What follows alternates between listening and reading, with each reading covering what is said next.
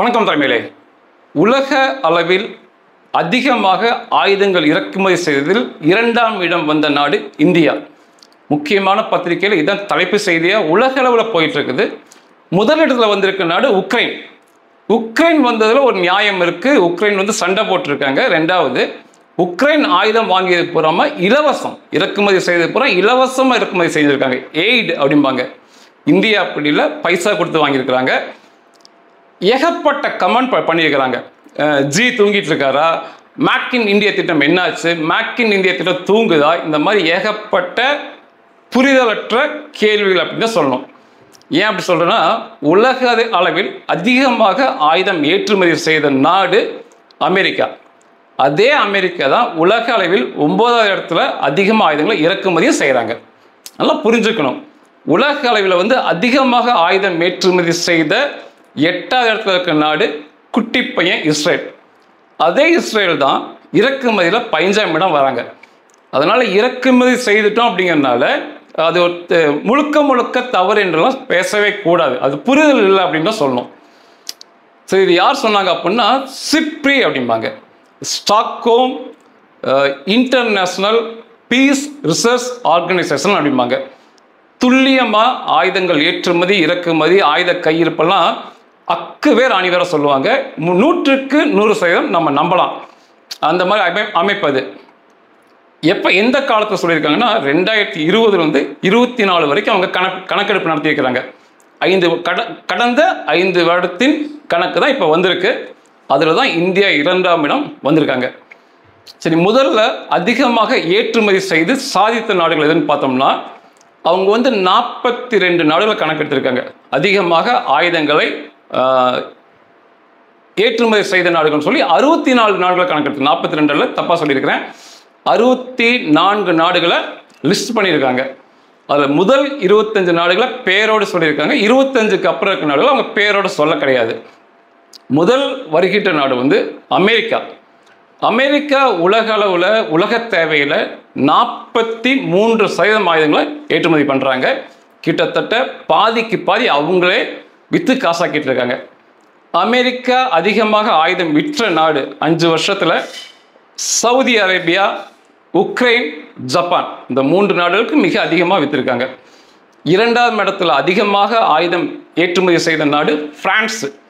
அவங்க 9.6% ஆயுதங்களை ஏற்றுமதி செஞ்சுருக்காங்க. பிரான்ஸ் அதிகமாக ஆயுதம் வாங்கிய முதல் நாடு இந்தியா, 2ஆம் நாடு கத்தார், 3ஆம் நாடு கிரீஸ். 3ஆம் இடத்துல அதிகமாக ஆயுதம் ஏற்றுமதி செய்யும் நாடு ரஷ்யா வருது. ரஷ்யாவை பாராட்டலாம். இவ்வளோ பெரிய சண்டையும் போட்டுக்கிட்டு 3ஆம் இடத்துல இருக்கிறது மிகப்பெரிய ஆச்சரியம். ரஷ்யா 7.8% ஆயுத தேவைகளை அவங்க விற்கிறாங்க. ரஷ்யாட்ட அதிகமாக ஆயுதம் வாங்கிய முதல் நாடு இன்னைக்குமே இந்தியா தான் நம்பர் 1 இருக்கு. 2ஆம் இடம் சீனா, 3ஆம் இடம் ஜெர்மனி. இந்த 3 நாடு வருது. 4வது அதிகமாக ஆயுதம் ஏற்றுமதி செய்த நாடு சீனா. இவங்க 5.9% ஏற்றுமதி பண்ணுறாங்க. ஆனால் இதில் எந்தவித பெருமையுமே கிடையாது. சீனா ஏற்றுமதி செய்யும் ஆயுதங்களில் 78% பாகிஸ்தானே வாங்கியிருக்கு.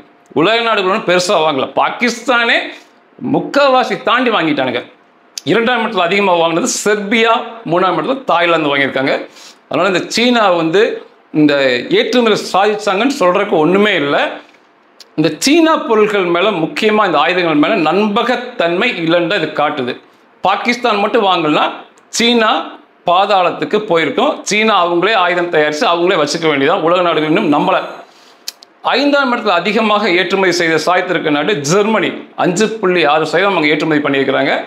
ஜெர்மனிகிட்ட அதிகமாக ஆயுதம் வாங்கிய நாடு உக்ரைன். 2ஆம் இடத்துல இஸ்ரேல், எகிப்து வராங்க.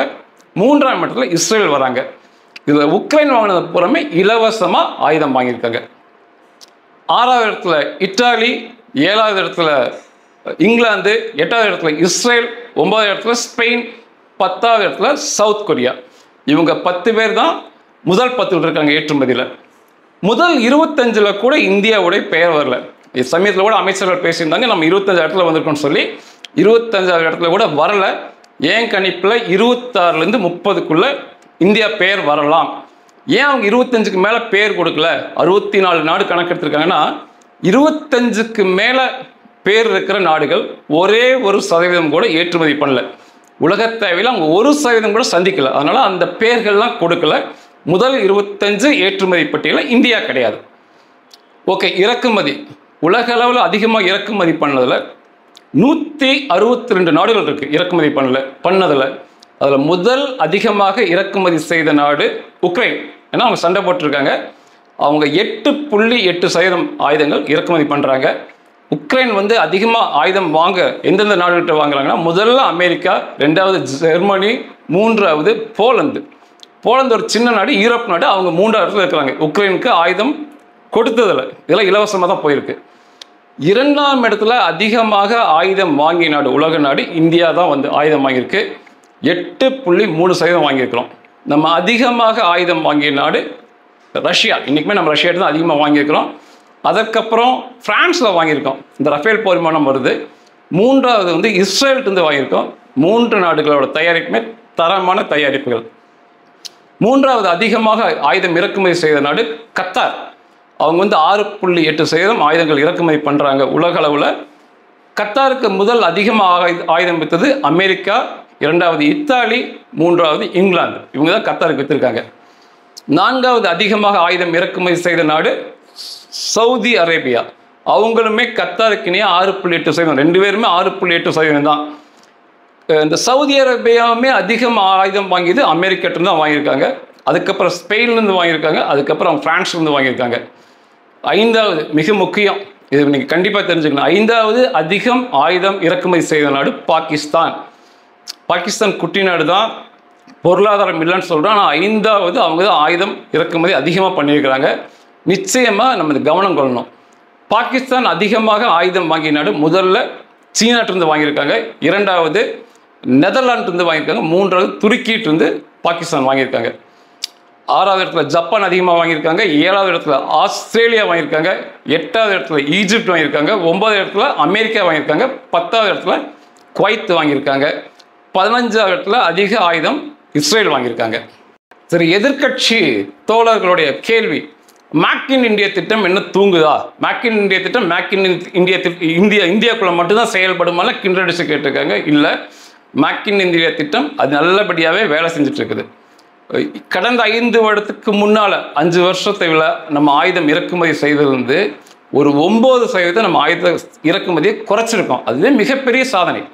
அதாவது இந்த கடந்த 5 வருஷத்துக்கு முன்னாடி நம்ம வாங்கின கணக்கு எடுத்தோம்னா இந்த 5 வருஷம் 9% குறைச்சிருக்கோம். அதுவே மிகப்பெரிய சாதனை.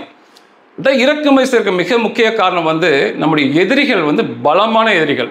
1 சீனா, 2வது பாகிஸ்தான். மிக பலமான எதிரிகள். பாகிஸ்தான் இறக்குமதி பண்ணுறது 5வது இடத்துல படுது. சீனா ஏற்றுமதி பண்ணுறது 5வது இடத்துல அவங்களும் வராங்க. இதையெல்லாம் வந்து நம்ம வந்து கணக்கில் கொள்ளணும் அப்படின்னா நம்ம அதிகமாக ஆயுதங்களை இறக்குமதி செய்தாகணும், சொந்தமாகவும் தயாரிக்கணும். அப்படி இருந்தால் மட்டுமே இந்த 2 நாடுகளையுமே நம்ம வந்து எதிர்த்து நின்று பார்க்க முடியும். இதை விட முக்கியமாக ஒன்று சொல்லணும் அப்படின்னா, ஏன் இந்திய ஆயுத ஏற்றுமதி 25வது இடத்துக்கு மேலே ஒரு 5வது இடத்துல ஏன் வரல அப்படின்னா, ஆயுத ஏற்றுமதின்னு பார்க்கும்போது அதிகமான பில், அதிகமான காசு வருவது வந்து போர் விமானங்கள், போர் ஹெலிகாப்டர்கள். போர் விமானம், போர் ஹெலிகாப்டர்னா சண்டை போடுறது மட்டும் இல்லை, இராணுவ வீரர்களை ஏற்றி கொண்டு போகிறது, பொருட்களை ஏற்றி செல்வது, ட்ரைனிங் பயிற்சி கொடுப்பது, இது எல்லாமே அந்த கணக்கில் வரும். அந்த போர் விமானங்களும் போர் ஹெலிகாப்டரும் தான் முதல் இடத்துல வரும். அது நம்மகிட்ட இல்லை, ஏற்றுமதி செய்யறதுக்கு நம்மகிட்ட இல்லை. போர் விமானம் தேஜஸ் வந்து இந்தியாவுக்கே அவங்க இன்னும் 100 செஞ்சு கொடுக்கல. என்ஜினும் நம்மளது இல்லை, அது ரொம்ப அடிபடுது. அதுக்கப்புறம் ஒரு பெரிய போர்க்கப்பல்கள், அது மிகப்பெரிய பில் வரும். அதுவுமே நம்ம மிகப்பெரிய அளவில் ஏற்றுமதி செஞ்சு நம்ம அதை சாதனை பண்ணல. அதுக்கப்புறம் தரையிலிருந்து வானத்தை நோக்கி போகக்கூடிய ஏவுகணைகள், சாம் அப்படிம்பாங்க, சர்ஃபேஸ் டு ஏர் மிசைல் அப்படிம்பாங்க. அதுக்கப்புறம் டாங்குகள் வரும், அப்புறம் பீரங்கிகள் வரும், வாகனங்கள், கவச வாகனங்கள் வரும். அதுக்கப்புறம் வந்து வீரர்களை ஏற்றி செல்லும் வாகனங்கள்லாம் வரும். இதெல்லாம் மிகப்பெரிய பில்லு. இதில் போர் விமானம் நம்ம இன்னுமே ஏற்றுமதி பண்ணல, போர்க்கப்பலும் பெரிய அளவில் பண்ணல, நம்ம சின்ன அளவில் தான் பண்ணிக்கிட்டு இருக்கோம். அது மிக முக்கியமானது. என்னைக்கு நம்ம போர் விமானம் சொந்தமாக தயாரித்து அதுக்கு என்ஜினும் தயாரித்து நமக்கும் கொடுத்து அதுக்கப்புறம் அவங்க விற்கிறாங்களோ அப்போ தான் நம்ம வந்து முதலிடத்துக்குலாம் வர முடியும். நம்ம சுதந்திரம் வாங்கும்போது இந்த நாடுகள் எல்லாமே இரண்டாம் உலக போர்னு சண்டை போட்டு முடிச்சிட்டாங்க. அதனால் வந்து நம்ம அவங்கள ஒப்பிட்டு பேசுவது தவறு. ஆனால் வளர்த்தணும், நிச்சயமாக வளர்த்தணும். அப்போ அதுக்கப்புறம் வந்து இந்த அரசு நிறுவனங்களை மட்டும் நம்பாமல் இன்னும் தனியார் கம்பெனிகளை ஊக்குவிக்கணும். லைசன்ஸ் கொடுக்கறது மிக ஈஸி பண்ணணும். இப்போ வரைக்கும் ஆயுதங்கள் தயாரிக்க லைசன்ஸ் கேட்டால் மிக கஷ்டம். இந்தியாவில் வாங்கவே முடியாது, நல்லா சொல்ல முடியும். ஒரு சில நபர்களுக்கு மட்டுமே கொடுக்குறாங்க. அதை கொஞ்சம் பரவலாக்கினா இன்னும் நம்ம ஒரு சிறப்பான ஆயுதங்கள் செஞ்சு நம்ம விற்க முடியும். அதைவிட முக்கியமானது நமது ஆயுதங்கள், ஏற்றுமதி செய்த ஆயுதங்கள் இதுவரைக்கும் போரில் பங்கு பெற்று ஒரு வெற்றி வாகை சூடி காமிக்கலன்னு சொல்ல முடியும். இது வரைக்கும் இப்போ சண்டை போடுறாங்க அப்படின்னா சண்டைனாவே நமக்கு இஸ்ரேல் தான் ஞாபகம். சண்டை போட்டுக்கிட்டே இருப்பாங்க. அப்போ அந்த ஆயுதத்துக்கு ஒரு டிமாண்ட் இருக்கும். அமெரிக்கா அதிகமாக சண்டைக்கு போகிறாங்க, ரஷ்யா சண்டைக்கு போகிறாங்கனால அந்த ஆயுதங்கள்லாம் வந்து கொஞ்சம் டிமாண்டில் இருக்கும். நம்ம நாடு வந்து இப்போ வரைக்கும் நம்ம அதிகமாக நம்ம நாட்டு ஆயுதங்கள் சண்டையில் கலந்துக்கலன்னு தான் சொல்லணும். சீன ஆயுதங்களும் அப்படி தான் சொல்லணும். அவங்க சண்டையில் கலந்துக்கலை, அதனால் அதிகமாக விற்பனை ஆகலை. அதுக்கப்புறம் மிக முக்கியமானது வந்து முழுமை அடைந்த ஆயுதங்கள் நம்ம ஏற்றுமதி பண்ணுவது ரொம்ப கம்மி. முழுமை அடைஞ்சு ஒரு ஆயுதமாக நம்ம விற்றதுன்னு பார்த்தா அர்மேனியாவுக்கு மட்டும்தான் விற்றுருக்கணும். அர்மேனியா மறக்க முடியாத நாடு. நம்மகிட்ட வந்து முழுமையான ஆயுதங்களை வாங்கிய நாடு அர்மேனியா மட்டுமே. இந்த ஆகாஷ், பினகா இந்த மிசைல்ஸ்லாம் வாங்கியிருக்கிறாங்க. இப்போ பிரம்மோஸ் கேட்டிருக்காங்க. அப்புறம் வந்து பிலிப்பைன்ஸ் வந்து நம்மகிட்ட பிரம்மோஸ் மிசைல் வாங்கினாங்க. இதுதான் முழுமையாக இருக்க ஆயுதங்களை வாங்கினது. நம்மகிட்ட அதிகமாக ஆயுதம் வாங்கும் நாடுன்னு பார்த்தீங்கன்னா அர்மேனியா, அதுக்கப்புறம் அமெரிக்காவும் ஃப்ரான்ஸும் சொல்லுவாங்க. அமெரிக்கா, ஃப்ரான்ஸ் எல்லாமே உதிரி பாகங்கள் மட்டுமே நம்மகிட்ட வாங்குறாங்க. முழுமையான ஆயுதங்களை வந்து அமெரிக்காவும் ஃப்ரான்ஸும் வாங்க மாட்டாங்க. அவங்களே ஆயுதத்தில் வல்லரசு, உதிரி பாகங்கள் வாங்குவாங்க. நம்ம சொல்லப்போனால் இந்த ஆர்டிலரி ஷெல்லு, ட்ரோன் எதிர்ப்பு, இந்த மாதிரி இப்போ நம்ம அதிகமாக விற்றுட்ருக்கோம். மோட்டார், ஃபியூஸ் இப்படி தான் சொல்லுவாங்க. இதில் ஒரு மிகப்பெரிய பில்லெல்லாம் வராது. இன்னும் கொஞ்சம் நாளாகும். இன்னும் பெரிய வளர்ச்சி அடைந்து இந்த அர்மேனியாலாம் ஒருவேளை சண்டை நடந்து அர்மேனியா சண்டையில் கலந்துக்கிட்டு நம்ம ஆயுதங்கள் மகத்தான வெற்றி பெறும்போது பிலிப்பைன்ஸில் நம்ம ஏதாவது சண்டை நடந்து நம்ம பிரம்மோஸ் மிசைல் மிகப்பெரிய வெற்றி கொடி நாட்டும் போது சீனாக்கு எதிராக நிற்கும் போதெல்லாம் பார்த்தீங்கன்னா நம்ம இந்திய தயாரிப்பு ஆயுதங்கள் மிகச்சிறந்தவைன்னு சொல்லி வாங்குவாங்க. இன்னும் புரியுற மாதிரி சொன்னால் நம்மளுடைய இந்திய தயாரிப்பு உக்ரம் இயந்திர துப்பாக்கிகள், அதே சமயத்தில் ரஷ்யாவுடைய தயாரிப்பு AK-47. இப்போ நம்ம இந்திய ராணுவமே வெளிநாட்டை விடுங்க, இந்திய ராணுவமே 8 லட்சம் AK-203 தான் ஆர்டர் கொடுத்து கிட்டத்தட்ட 1,50,000 வாங்கிட்டாங்க. ஏன்னா AK-203 AK-47லாம் சண்டையில் கலந்துருக்கு. இப்போ உக்ரம் சொன்னால் இப்போ தான் தயாரிக்கிறாங்க. சண்டையில் எப்படி இருக்கும், சரியான புரிதல் இருக்காது. அதுக்காக தான் சொன்னேன். இன்னும் கொஞ்சம் நாள் ஆகும். இப்போவே நம்ம பாராட்டலாம் தான். கிட்டத்தட்ட 9% இறக்குமதியை குறைச்சி காட்டியிருக்கிறோம். பெரிய எதிரிகள்லாம் இருக்காங்க. அதனால் வேறு வாய்ப்பே இல்லை, வாங்கித்தான் ஆகுங்கிற சூழ்நிலை இருப்போம்.